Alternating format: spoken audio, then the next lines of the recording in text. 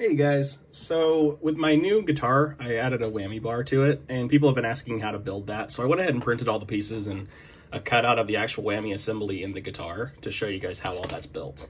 So the parts that I have here, I have the two parts that I 3D printed, so this is the whammy assembly, and this is actually part of the top itself, so once you get the top, you'll have that. I've got the washer and nut that comes with the potentiometer. It's a 10K potentiometer. These are the standard sizes. I don't actually know, like, you know, if you were to order these, what size you would actually order, because I just got them in bulk. But the shank is about, 6 millimeters or so. So yeah, that's what you're gonna wanna get. You want to make sure it's the one with the 3-post, and it's not a, it's a potentiometer, not an encoder. I mean, I'm sure an encoder would work, but it seems like overkill for this. You're gonna want a spring, and then I made the whammy bar out of a piece of 1/8 stainless steel bar.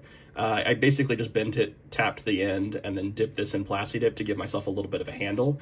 This is kind of unnecessary. I mean, you could probably go and get a screw and put it in there so you can actuate it, or, I mean, if you want to do this, it's really easy. But, if anyone else comes up with anything else, share it. I'd love to see what you guys do.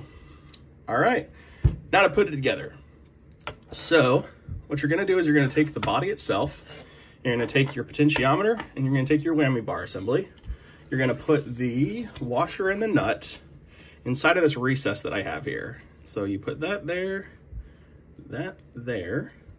It's gonna be kind of hard for me to do because I'm actually behind the camera, but we'll try our hardest here. You're gonna slide this into the assembly and make sure everything lines up inside the hole here. So you'll see that everything is lining up, sorta. There we go. All right, once that's lined up, you want to take your potentiometer, make sure the shank is horizontal like this, like the recess inside of it. And then you're just gonna go ahead and insert that in, slide it through and send it home until it clicks in place. Now, you're gonna wanna make sure this is straight up and down because it's got a catch over here that it'll go into on this side. And then I take a pair of tweezers and I just walk this nut up to the potentiometer to lock it in place. So it helps to like rotate it backwards to get it to actually start on the threads. Once it starts, it walks in pretty easily. There we go. And then just go ahead and take that in.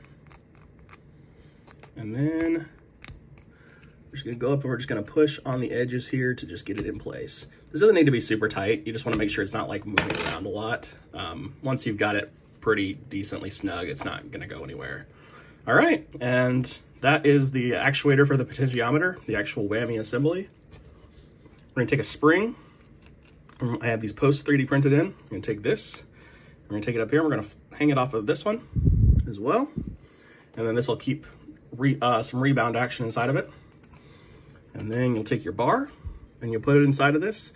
This is an M3 size hole. I'm sorry, this is an M5 size hole, but it will fit, yeah, 1/8 inch bar stock or a M5 bolt. Yes. All right. Yeah. So now it actuates. It works. When you actually solder this in, you want to solder it to VCC, analog, and ground. Yeah, I'm pretty sure that's the direction. If not, look it up online. I'm going to put a build instructions on my printables to make sure you're actually using the right pins. So double check my work there. All right. You'll notice there's a little bit of flex in this too. On the body itself, there's actually supports built into it to keep it from flexing on the actual model. So yeah, don't worry about that when you're actually building it. But yeah, now you can, I guess, get more star power and make your sounds sound good, or in my case, just like garbage. All right, cool. Thanks, guys.